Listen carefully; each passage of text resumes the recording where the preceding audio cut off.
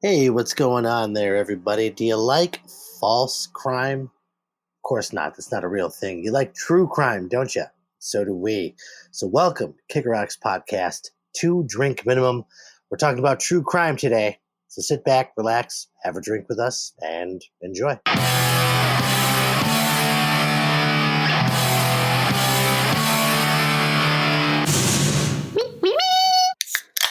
You know what that sound means, kids. It's time for Kicker Rocks Podcast, 2 drink minimum. Cheers, everybody. I am Bill. I'm Sergio.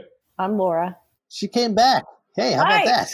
Oh my God, I just keep coming back, y'all. Yeah, we didn't scare you away yet. That's fantastic. And that's it tonight. Just us 3 kids hanging around, talking true crime tonight. So Yes. we were feeling, a little frisky. Wanted to put our detective hats on, solve some mysteries. So we're doing some true crime.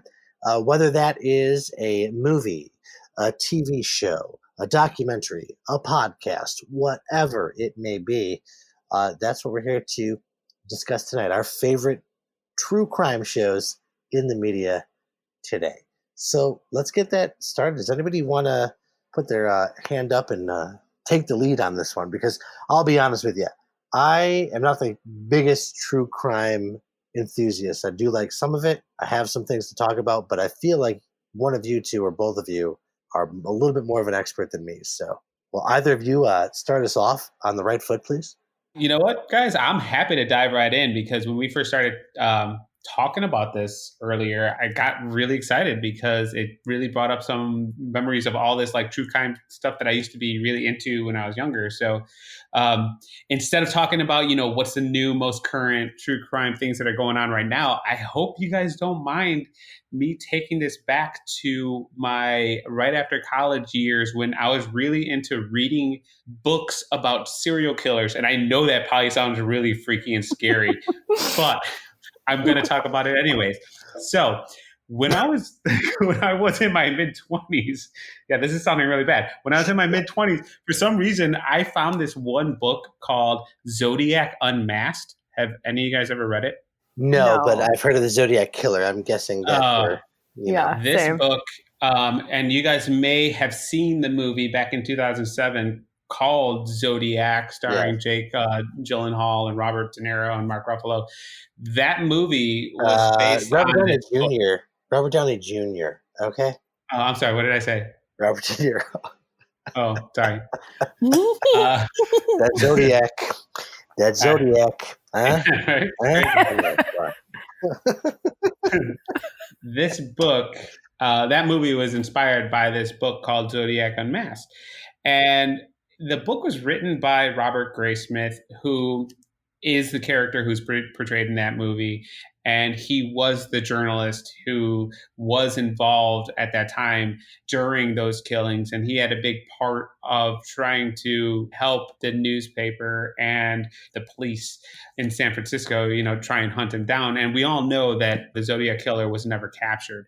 But then after he went off and wrote Zodiac Unmasked and just went into all of his details about what was going on during that time and how he really felt the character that they were tracking down was the killer, but they let him loose in the end. And they never had an official killer. But that was just, for me, reading this book was just like one of those things where it's like, I think whenever anybody's first experiences a true crime movie, TV show, or podcast, your interest is just so piqued by like the random crazy acts that people do and the fact that they're out committing these horrible things. And the Zodiac Killer never getting caught was just a very interesting, crazy thing. So for me, I just wanted to talk about the book really quick because it's such an interesting story. There was a movie made about it, and it really launched this curiosity of like, wow, I got to read other stuff about these crazy true crime things that are just happening in the world. And yeah, and that's I wish you guys had actually read this book before, but it's a really good book. I'd suggest it for the listeners. If you're a book readers, definitely check it out because there's some really cool history and visuals and things that the Zodiac Killer was doing at the time to mess with the papers, mess with the police, and mess with just the public in general. That is very creepy and scary and entertaining in its own right. I mean, we saw the movie. Doesn't that count? Yeah. Right. I can But talk how about much? the movie. I liked the movie. That's the thing is like, I hate to be one of those people like the book is so much better, but the book is so much better. It's Fair like you get enough. so much more details and visuals and more of the specifics that are going on. So it's like, That part I don't doubt. Do they? I mean, I would assume they do, but in the movie, it's something you just brought up a minute ago or two, where the guy who wrote the book, Robert Graysmith. okay, actually thought that they had the Zodiac killer. Right now, in the movie, that's how I felt too when they catch, because he's played by John Carroll Lynch, who's a great actor. I forget the character's name, but he's the one that they Arthur think Lee, is the killer. And okay, yes, thank you. What did you say, Arthur Lee? Arthur Lee Allen. Arthur Lee. They always have three names, right? Yeah. Yes, they So do. yeah, Arthur Lee Allen. Yeah, I think I just mentioned it, but yeah, if you're not familiar with him, he's Drew Carey's brother from the Drew Carey Show. That's probably his most famous role, but he's since been in Zodiac. Thing that role is in American Horror Story, that series, as a few different roles. They always do something different, but anyway, great actor, and the way he portrays that character, even watching the movie, I'm like, that's the guy. Why aren't they arresting that? That's clear. That's clearly the guy, right? So I Yeah. mean, in the movie, they really made you feel like they had him, and then they had to let him go. And Yeah. so the book also, and I found that very interesting. That the book also Yes. goes into that, because that's a very unsatisfying end, where it's like, man, everything's pointing to this guy, and it's not him. How can it not be this? How can that be him? Yeah, and that's the thing about the book is like the author had so much. That's the thing. He almost became his own private detective, where he was just doing a lot of research, and he would go out and try and follow Arthur Lee Allen and just try and figure out like what's going on in this guy's life. That is, Interesting. yeah, just find out more about him. But at the end of the day, the cops in the end just didn't have enough evidence, and Okay. you can't prosecute somebody Yeah. or even arrest them and accuse them if you don't have enough evidence. And that was the unfortunate part is, as much as Robert Graysmith followed him around and researched him as much as possible, they just couldn't find enough evidence There to was there was no silver bullet to say, yeah, he Yeah. definitely was the Zodiac killer. just He too was much reasonable doubt. exactly, Right? Mhm. exactly. But it's just such an interesting story because that's one of the few. I want to say Zodiac Killer is one of the few big serial killers who just was never caught. I'd say like these murderers are caught Eventually, because they do something stupid and they're able to track them down. Especially now in the age that we're living in, where there's just the science behind it. Sure. It's just easier to find somebody now than it was back in the They can 70s. go back. I mean, that's how they got BTK fairly recently, right? He's another famous serial killer. I mean, I think I'm saying that right. BTK? I don't know. I'm not sure who you're talking about. My wife is into all these. Is there such a thing as the BTK killer? Or am I getting the letters wrong? I don't know. I No, might be you're getting the right. letters wrong. You're right. It stands for bind, torture, kill. Oh, okay. So I was right. Yeah. I don't think I should be that excited about bind, torture, kill, but I was right. Okay, go on. There's that guy, and then there's the Golden State Killer that he was even in the news again this past week because he was up for parole. Really? That might be the one Wow. I'm thinking of, where they just, I mean, that was pretty recent, right, Laura? Yeah, that was just in the news again this past week because I think he was either he was up for parole or he had a sentencing trial or something because he wasn't caught until very recently. Right. Right. Okay. Yeah, and so I think what they finally decided, and I wish that I had researched this more and could talk more eloquently on exactly what happened this week, but I am not a Georgia or Karen as much as I worship those girls from My Favorite Murder, which is the best, my favorite podcast. I did not come as prepared as they did, but yeah, he wasn't caught until recently as well. And he was one of those guys where they just kind of had to give him an acronym or a name because he was so unknown for so long. Oh my gosh. He was also caught from a book, which is really fascinating. I don't know if you guys, do you want me to talk about that? Do you know it at all? Do you know his story? Oh yeah, let's get into it, and then by all means, please talk about like whatever your pick was. Yeah, too. But yeah, if you want to get into this, let's do it. Okay. I mean, I just think like if we're going to tie it into books, I know you guys know the actor Patton Oswalt. Yes. who has been. That's right. His wife, his late wife, right? His late wife. Yeah. I know. It's such an amazing story. So he was married to this woman and they had a wonderful life and a beautiful child. And he had an amazing career because he's still acting. He's been doing this for as long as I've been alive, at least. And she had an amazing career and she was some kind of journalist, but just had an affinity for crime and was really focused on this story of what they had coined as the Golden State Killer, I think just based on his like geographical region, which was somewhere in California. And I think she was drawn to it because it happened while she was growing up. So she remembers she remembers seeing it on the news as it's happening, reading it in the newspaper, and her parents talking about it, clips and glimpses. So it was something that she decided to investigate on her own. And the book that she wrote is called I'll Be Gone in the Dark. And it was put together after she passed. She passed very abruptly. I believe she had a heart attack or an aneurysm or something. It was very in her sudden. sleep. And I heard she was on the cusp of like cracking that case wide open. Literally. I know. I think she was like 44 or something like that, maybe. Or and she passed away. And Patton, as like his homage to her and his love for her, ends up taking all of her notes and hiring copywriters and hiring people to help put this story together chronologically from just this wealth of interviewing and documentation and speculating that she had kind of done on her end. So she was going out and doing interviews and talking to all these people.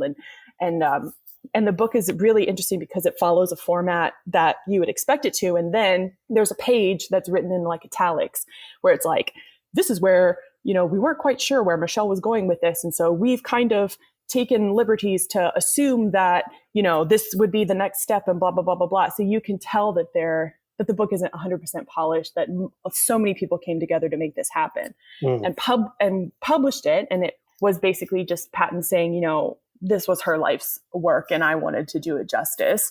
And that book was so poignant that they were able to reopen the case and use that as a wealth of evidence and find the dude like 30, 40 years later. How about that? And when they arrested him, he was like in his 70s when they finally caught him. And the reason why he got away with everything that he did was that he was actually a cop at that time. He was a police officer.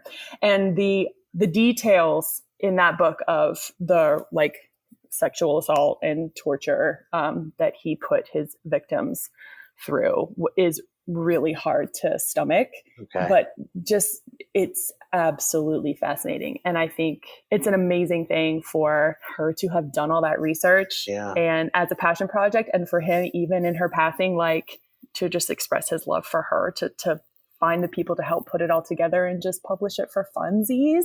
And then look what happened, that's insane. Absolutely awesome. Incredible. Yeah. And if you look it up, how they got him, right? There's pictures even from 5 days ago that they basically sentenced him to multiple life sentences. And I think he's in his late 80s at this point. He's in a wheelchair and he's got a mask on. He looks like Hannibal Lecter. It's absolutely terrifying.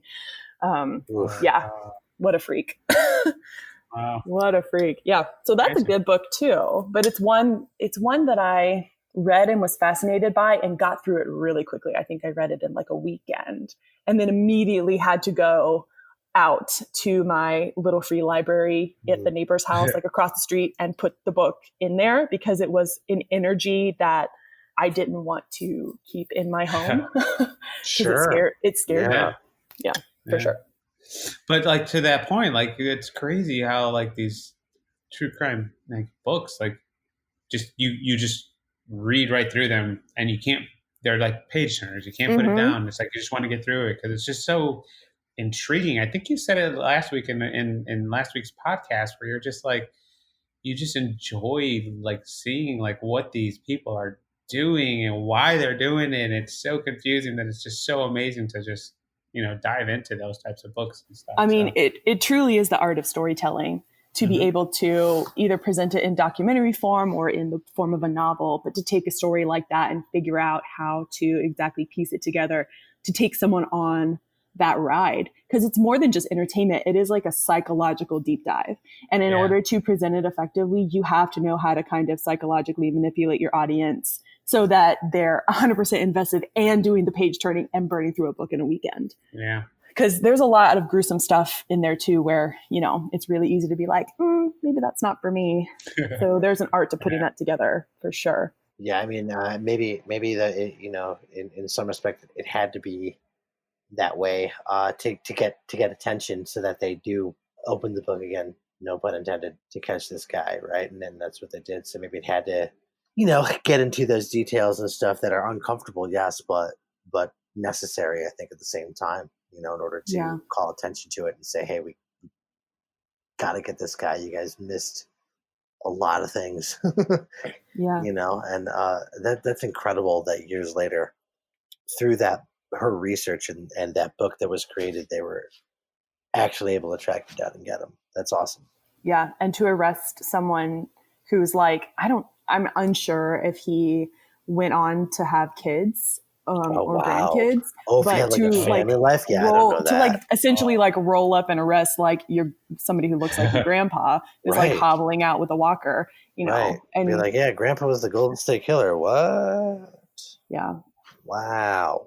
Yeah, that's messed up. Oh my God. Yeah, but that book is really fascinating. So I recommend that one as well. Yeah. Well, I love, thank you for, you're so knowledgeable on it. I love it. I could have listened to that. That's what this podcast is all about. We go on this awesome tangents. But Lora, I am curious, what was your pick as far as true crime media? What did you want to say before the Golden State stuff came up? I mean, I already did a shout out to the podcast that I am super 100% dedicated to. The only one where I listen in sequence, and I'm about 3 years behind, I think, because I'm still playing catch up. Because I have to start at episode 1 if I'm going to do anything. You know, even with the TV series, like I really can't start in the middle. I have to start at the beginning. So 2 years ago, give us that name again. What's it called? Yeah, My Favorite Murder. Okay.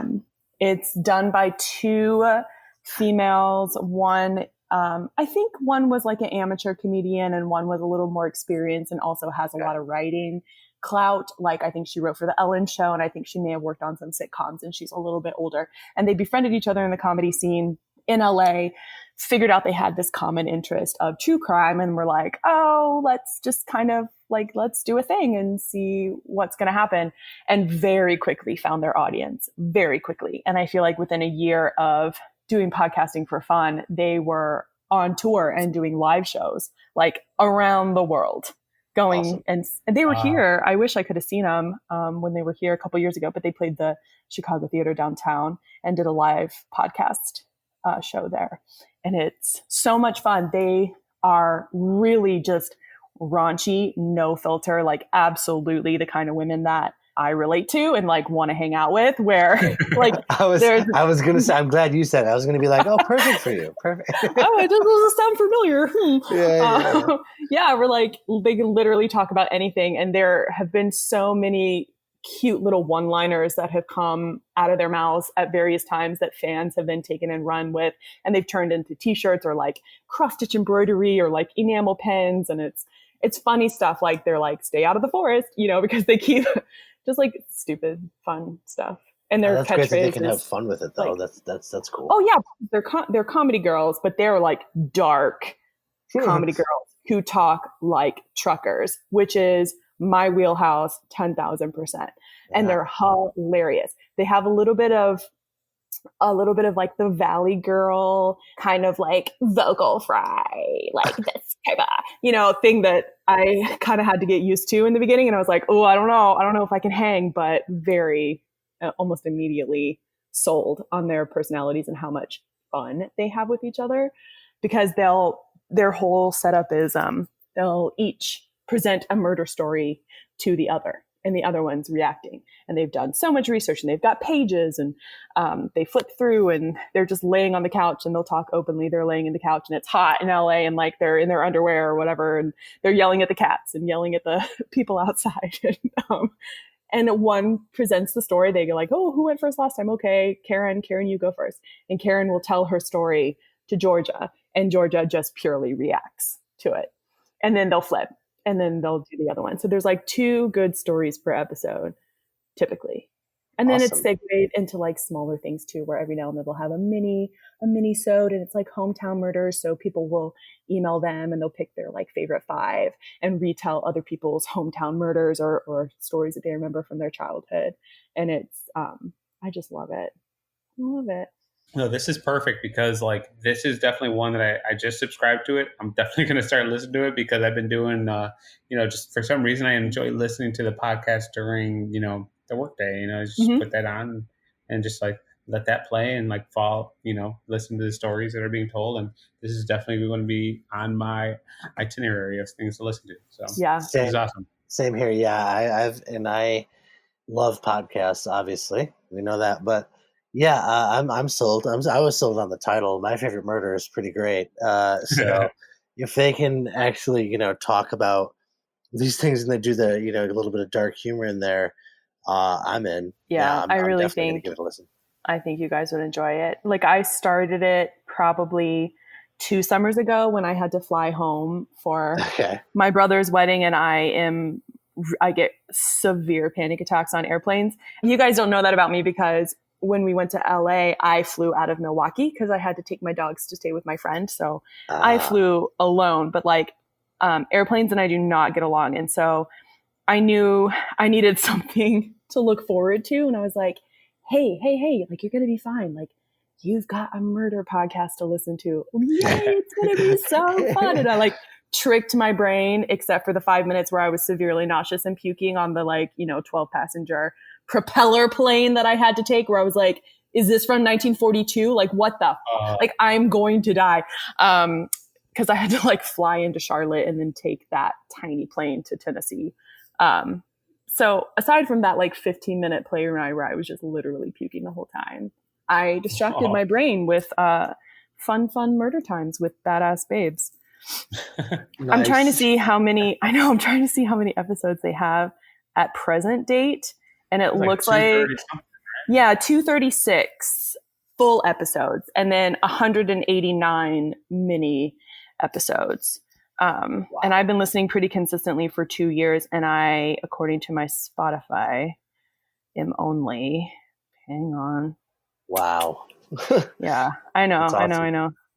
How deep am I in this? And these are like 2 hours, 3 minutes is one episode. Another one's like an hour and a half. Yeah. That's an investment. Yeah. I'm going to have to start like you. I'm going to start at episode 1 and then I'll be crawling out of a dark hole. And like, what have you been doing? I've been like drowning in this show. Murder. Yeah, I think I've only made it to episode. It looks like I'm halfway through episode 89. Okay. So yeah. Okay. Right. Yeah, really, really enjoyable. I like that a lot. And then there's also this girl named Bailey Sarian, who's a YouTube girl.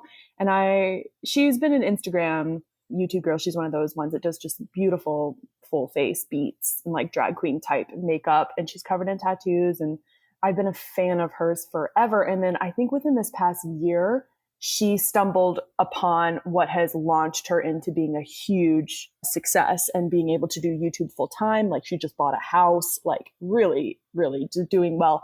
And she was like, instead of just doing these like stupid makeup tutorials where I just talk about random stuff or I talk about makeup, she goes, I want to do something that I'm going to enjoy. And I'm going to tell you my favorite true crime story. So she kind of took the My Favorite Murder element and put a twist on it. So she does makeup on herself and tells a story, and she has cutaways where she'll have some photos if they're appropriate or not. And there was this one story she told where the timeline of characters was just so broad she had to make like Venn diagrams of like who was hooking up with who and who was married to who and who was dead and who was alive, and just really hilarious. And it's called Murder, Mystery, and Makeup, and she releases a new episode every Monday. So I do that too because I really enjoy her, and some of the stories are repetitive, but I think it's just the way that they're told that can just be really endearing. Yeah. So yeah, I found my like crime babes.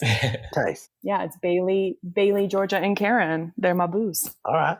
Good. I know. If they ever come back to Chicago and if we're ever allowed to congregate in theaters again, Oh, I'm if you in. guys are into it, then we Yeah. definitely need to go to a live podcast. I want to see a live podcast anyway. Like I do want to see a live recording one anyway. I have not done that yet. So yeah, I'm in regardless. That'd be fun. Cool.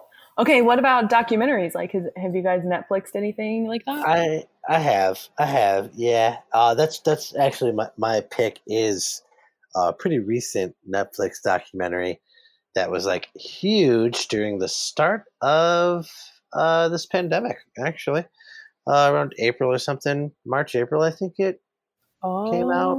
I think I might know what you're gonna say. I know everybody listening probably knows. So I'm talking about Tiger King.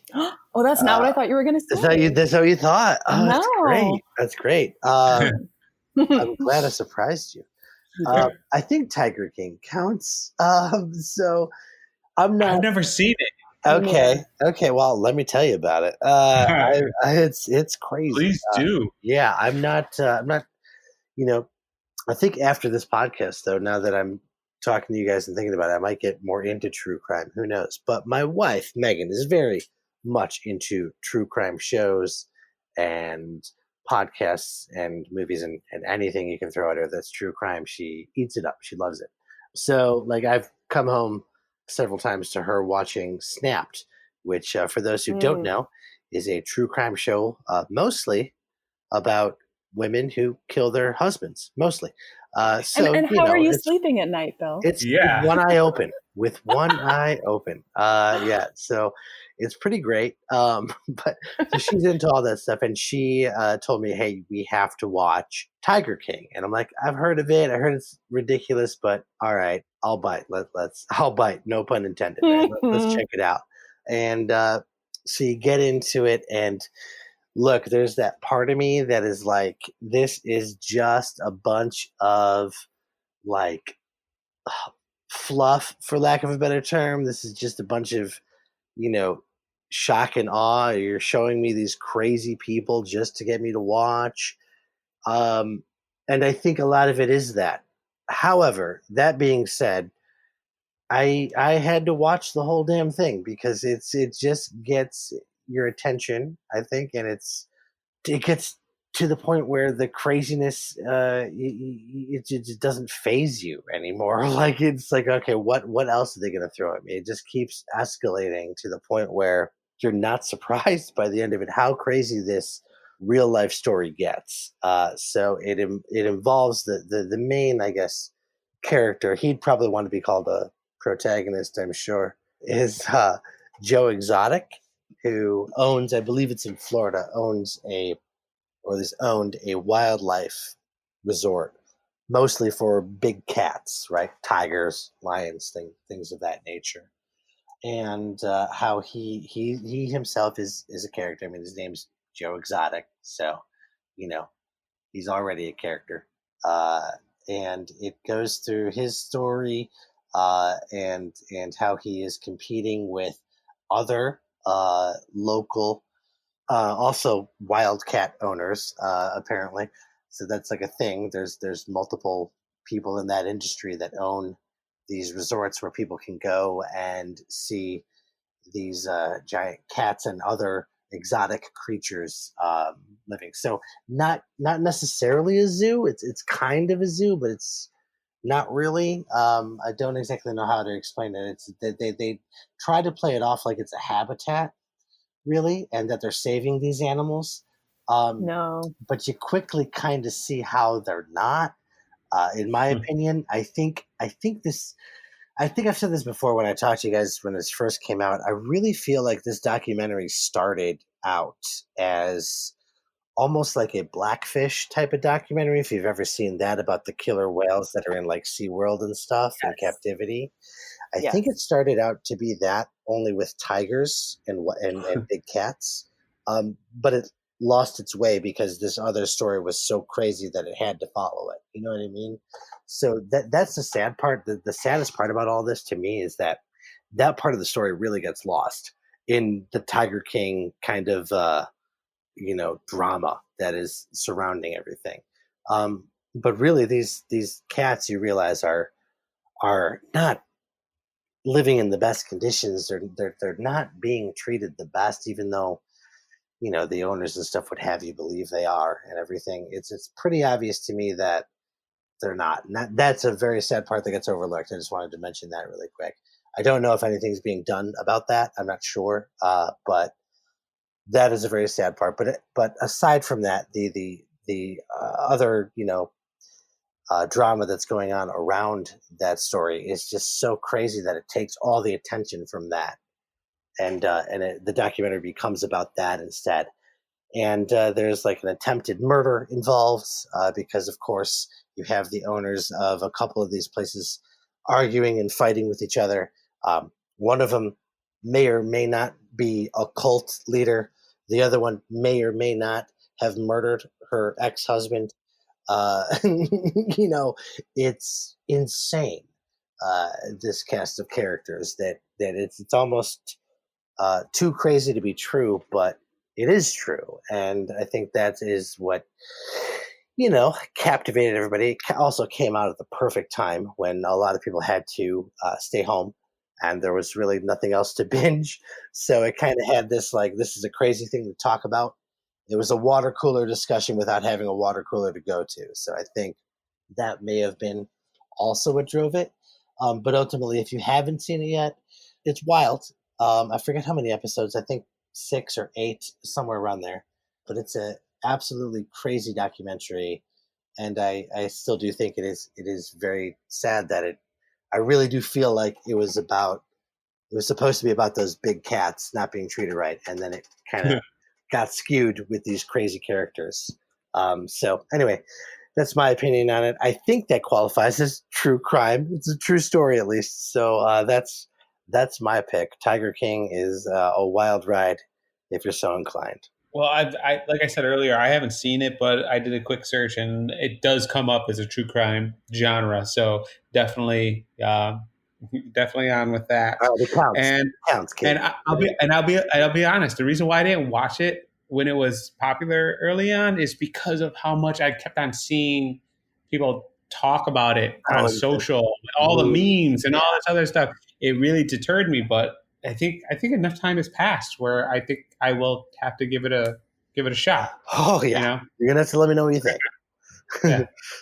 Yeah. Sounds good. Yeah, I don't know if I'll be giving it a shot because I've stayed, not because I don't like trust you or your recommendation, but I very intentionally stayed away from that and the one that I thought you were going to mention, which I feel like also was equally popular at the beginning of this quarantine time, which was Don't Fuck with Cats. Yeah, I see. I haven't seen that one yet, but I heard. Yeah. I haven't seen that either. And I've very intentionally avoided those because I was warned by my best friend who knows how extremely sensitive I am to animal suffering and animal liberation and animals for entertainment or just the objectifying and abuse of all that. Like that is my like hot red button. And so, especially when it comes to ratings, which most of this shit is, like, I will refuse to kind of give my attention to that because I don't want to glorify it. And and also I'm really scared of seeing that type of footage. It's those types of things and like slaughterhouse type footage or abuse type footage is what, like, it will linger in my mind for forever. And I will be deeply, deeply affected by it. Human suffering, like, not bothered at all. But animal suffering is like, I will lose sleep over it. I will be very, very upset. So I don't know if I'm going to watch that for that reason, but I have heard interesting things for sure. Yeah. And I mean, yeah. And I for you then, I really wouldn't recommend it. Cause like I said, I do think you can see, if you read between the lines of the documentary, you can see that there is cruelty. These, in my opinion, these big cats, should not be there. And well, I think they were breeding them too, weren't they? From what I heard. Yeah. So that's already bad news. There's that going on. There's the selling of the cubs from that breeding. Yeah, no. Nope.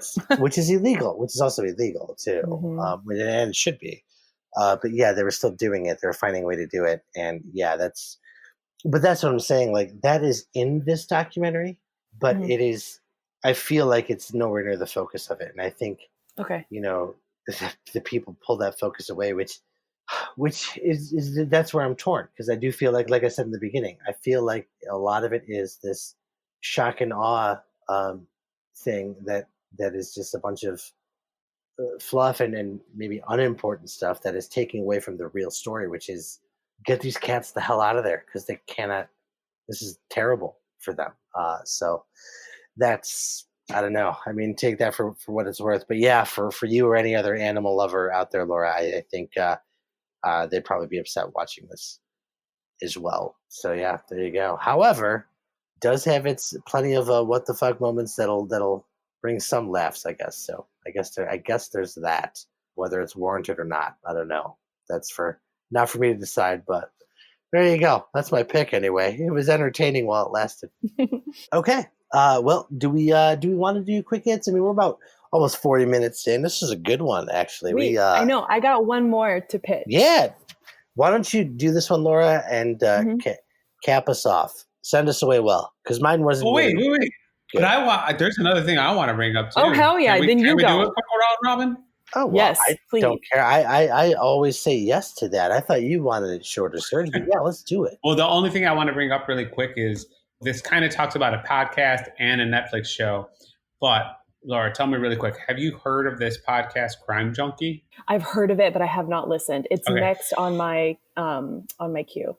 It's good. It's not the best. Okay. It's good. It's worth checking out. But what I did like is recently they did this episode on Ed Kemper, which kind of brings me back to those whole world of serial killers. Yeah. Well, the cool thing about this episode about Ed Kemper is they kind of dove deep into Ed Kemper, who was a serial killer in the 70s. But the coolest part about Ed Kemper is he was the first serial killer that the FBI decided to start to interview to really understand people who commit multiple murders.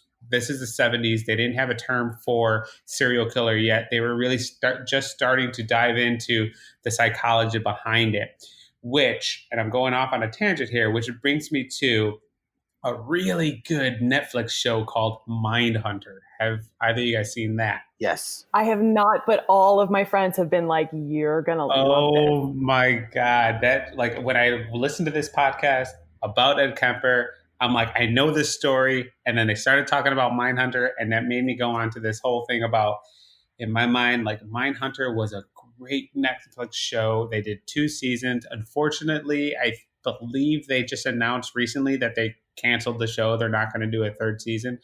But Mindhunter is just such a great scripted story about how the FBI first started to do studies on murderers and how they came up with the phrase serial killer and that whole world. It's just such a good show. So if anything, if there's something that people should take out of this in regards to watching Netflix, not just Tiger King, but also Mindhunter, that's a great TV show. It's scripted. It's not true crime necessarily, but it does a great job of just telling the story of how the FBI really started to bring in psychology into their studies for finding people who are murderers. Yeah. So. I mean, I mentioned that last week when I talked about why I'm so fascinated with this genre is it's not the blood and gore of it. It is the deep psychological profiling and most specifically interrogation tapes and watching people try to manipulate. Mm-hmm. That to me is the most fascinating part about any of this stuff. And, you know, I think there's been like a huge surge of this like a big surge of this coming back around because, you know, like you said, like that kind of psychological profiling and interviewing and interest wasn't really peaked until the 70s. And I remember I worked 2 years video recording depositions, and they were mostly just corporate workers' comp, like, you know, boring stuff. But there were 2 cases where I got to sit in on like 2 days of testimony each, where I was like, ooh, this is it. And one of them was, I remember I mentioned during a break to the lawyer, and usually we weren't allowed to talk to them or we shouldn't talk to them. But I told him, I was like, your line of questioning is 100% like, I am so fascinated by what you're doing with this witness, because I'm really just like, you're doing an amazing job, and I'm super, super just intrigued and entertained today.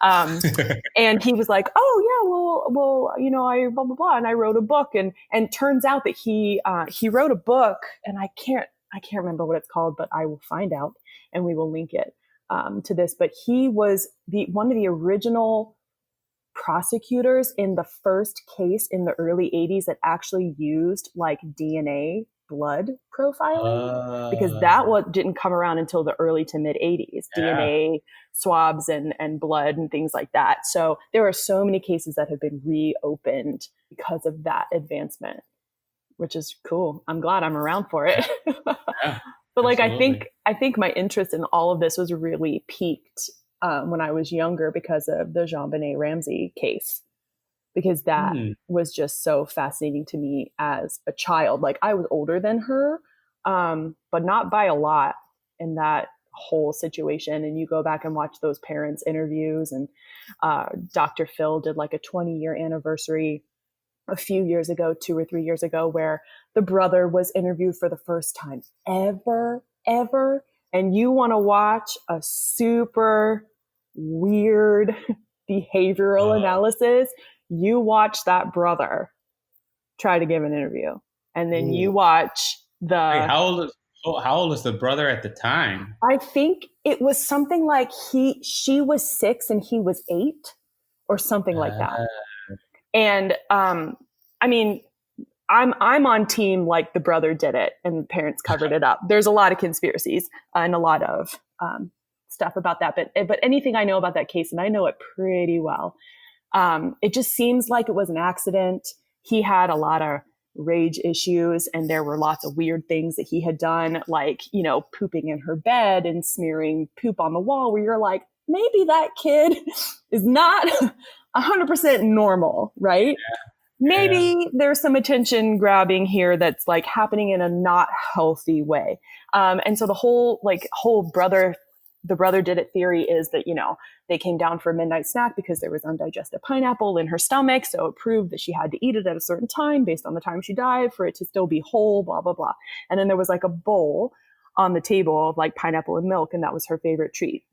And there's also a huge ass Maglite flashlight, which I accidentally had dropped on my head when I worked at summer camp as an adult, one in college. And I think it really permanently messed me up. Like, those Maglite flashlights are solid metal. Like, they're heavy. They're real heavy.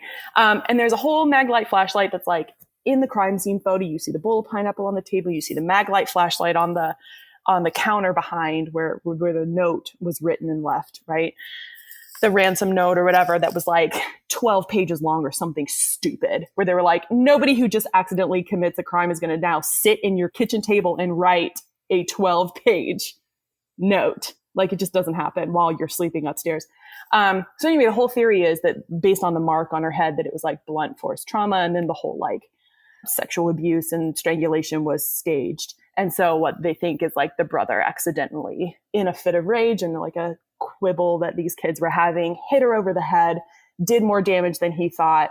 They told him, go back to bed, because he will just say that, oh, he was sleeping. He was a really heavy sleeper. No, I didn't hear anything.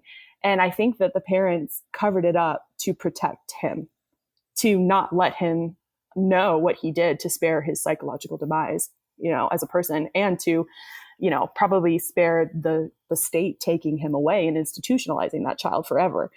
And he was never allowed to talk to the public, nothing. But you watch this interview 20 years later that he gives with Dr. Phil. Whoo! It is weird. Wow. Weird. Yeah. And then there was something I watched, I don't know if it was part of Dr. Phil or something else, where they do go back and intercut with his original interview that he did like the day after, 2 days after, with a child psychologist, where they're doing like the puppets and the voices and all that that you do with kids when you try to coax them through trauma. And that interview is equally as fucking weird. I was not planning on talking about JonBenet, but here we are.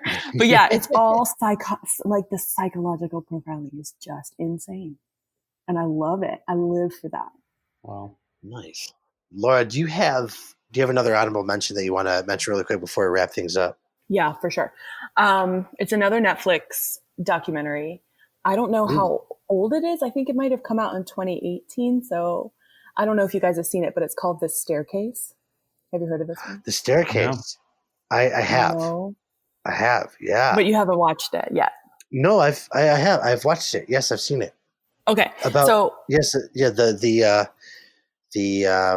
The husband allegedly fell down the staircase, right? The wife. And isn't that right or no? His wife?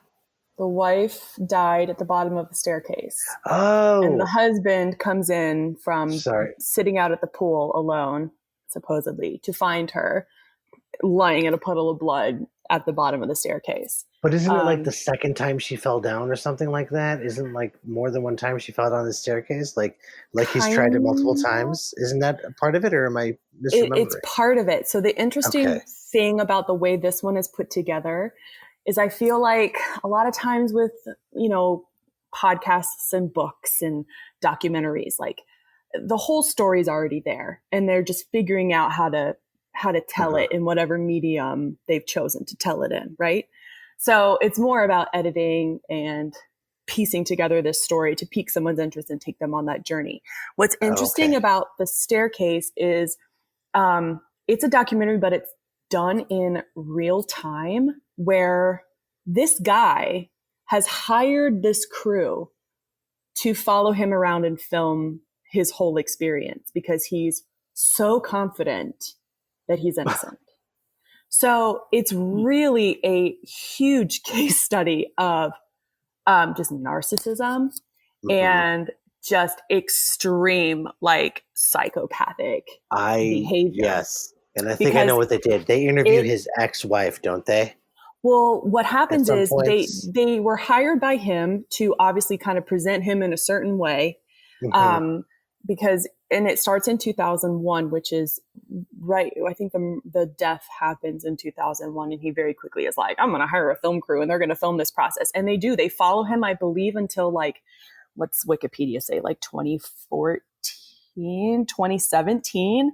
Like and it's huge. I think it's 2 seasons, maybe. There's a lot of episodes, but the story that gets uncovered is that halfway through the series, they interview someone, or he reconnects with someone that's like, wait, Michael Peterson, whose wife died at the bottom of the staircase. That sounds familiar. And then they're like, didn't that happen to him 20 years ago in Germany? Yep. And everyone's like, what? And then it goes on a second adventure where all of a sudden everyone's in Germany and they're interviewing his ex-wife. Yes. In Germany, because she's the one that's still alive, but their family friend, their best friend, which I think is another couple, the woman mysteriously dies in the same way. And there was speculation as to whether or not this guy was actually romantically involved with the woman, if there was like an affair type situation. But the point is, he was the last person to be alone with her. And then she's found the next day in the exact same way. And then you realize that out of the 4 kids that he has raised with his new wife, 2 sons are biologically theirs. And then the 2 daughters are adopted daughters, and they're the daughters of the first dead woman from Germany that he has now raised as his own, who were very young, like under the age of 2 at the time. Oh my gosh. And so you've got the psychological profiling of not only this man who thinks that he is so above everything, that this documentary crew is going to follow him around for 15 years. And then you've got this interesting behavior of these girls who were raised, it's almost like a Stockholm syndrome type thing, where they love this man and he's their father. And now, if you're going to believe everything that's happened, he has killed both of their mothers 20 years apart in the exact same way and gotten away with it. But they are so devoted to him. And they are so in love with this guy. And that's creepy. He's creepy. The sons are super creepy. And also too, he's still living in the house where this happened. And because it's a crime scene, they haven't cleaned it. So all the blood is still all over the house. It's on man.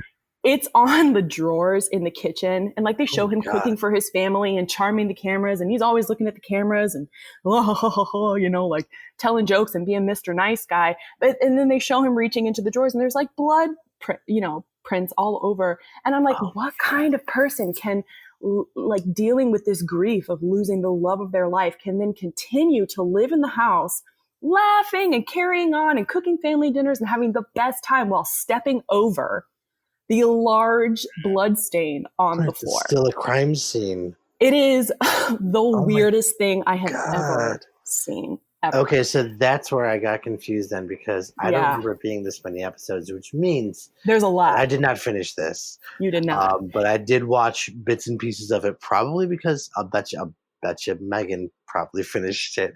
And I remember catching it, because I do remember Germany and his ex-wife or girlfriend being interviewed, and I remember it happening more than once where he had already, allegedly, we can say, pushed somebody down the stairs before.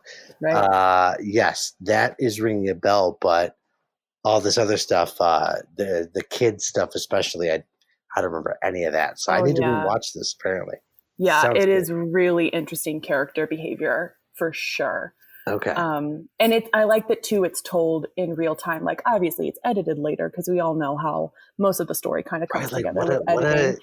But just to see it kind of unfold in that timeline, based going from 2001 to 2017, and there's portions of him where you're in the meeting sessions of him with his lawyers, and they're strategizing how they're going to present something, and then the next thing you see is his son, and they're talking through the glass, and he's in an orange jumpsuit, and it's 10 years later, and it's just so bizarre. And then in the very end, I think it's the last 2 episodes, he actually slips up a few times, and I was watching it with the captions on, the subtitles on.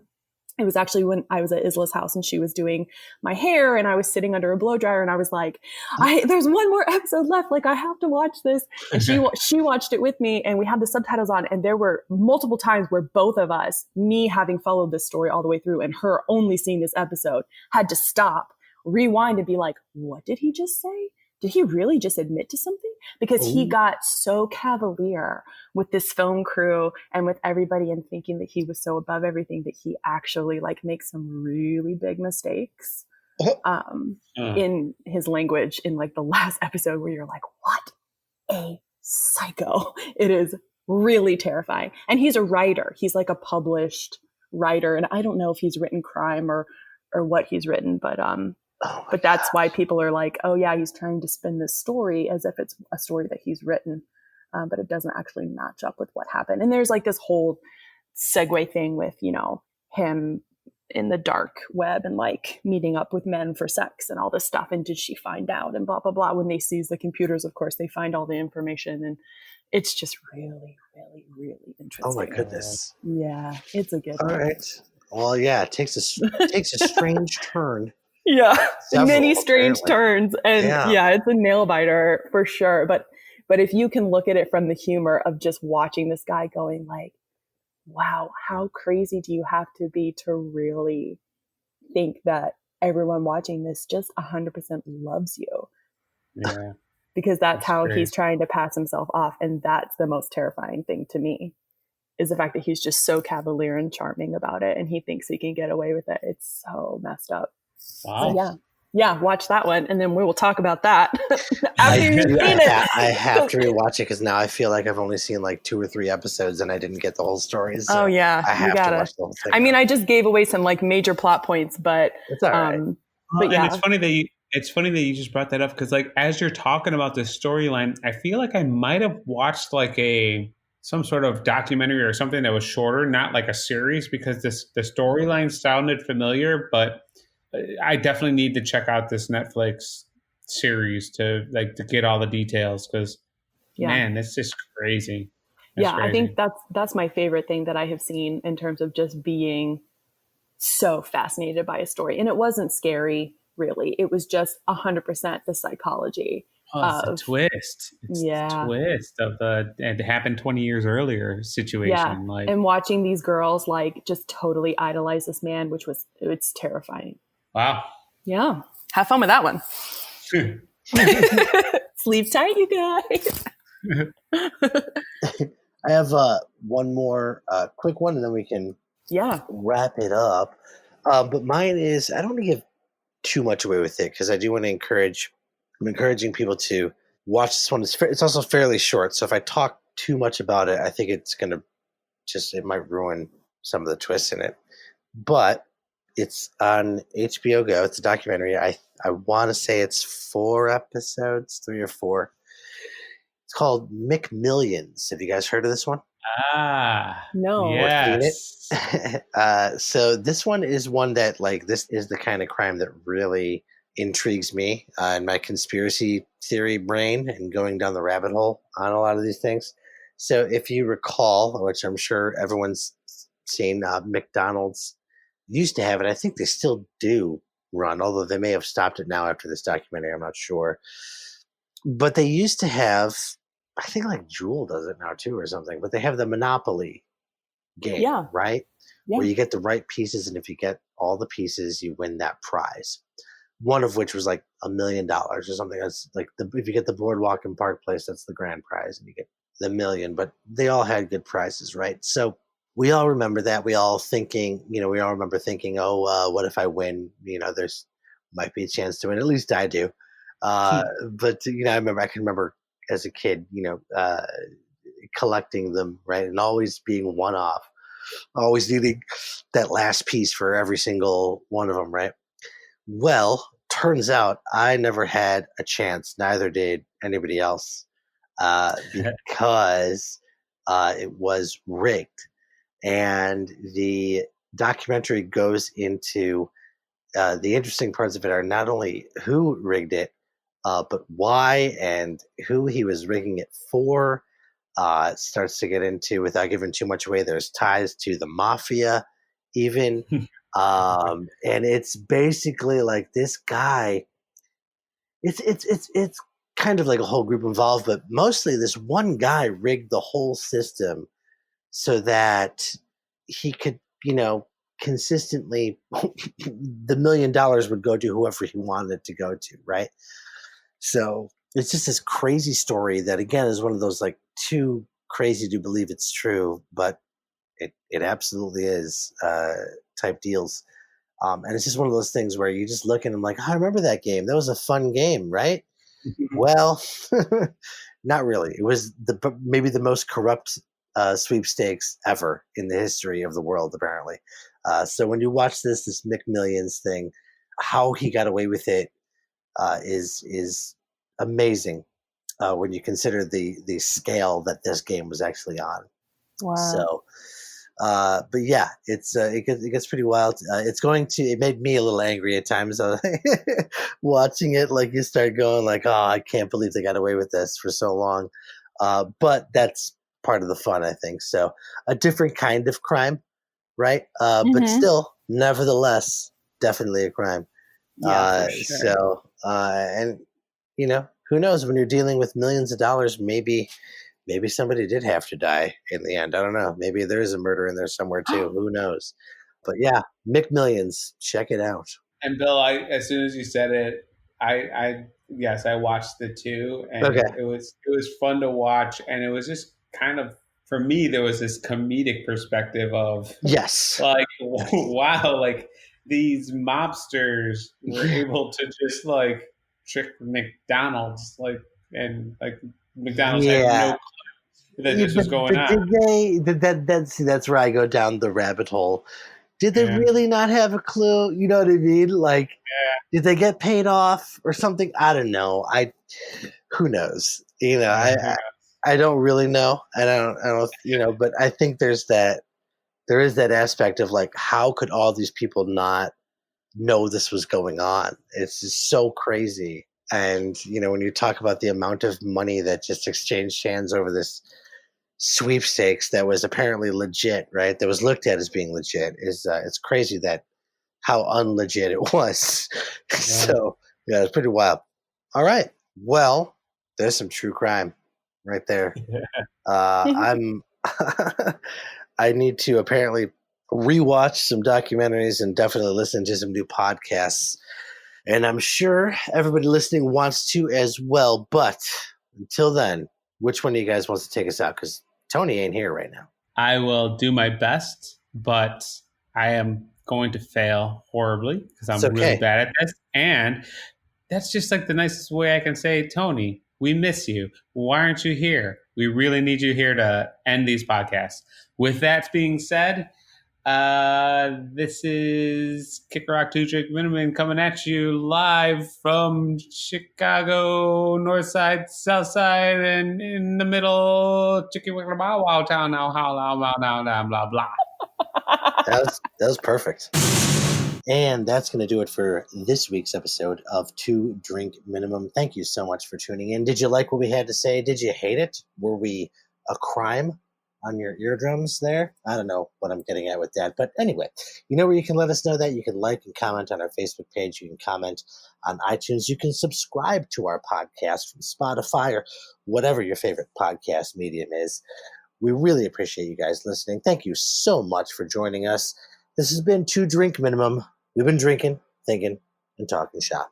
Cheers, everybody.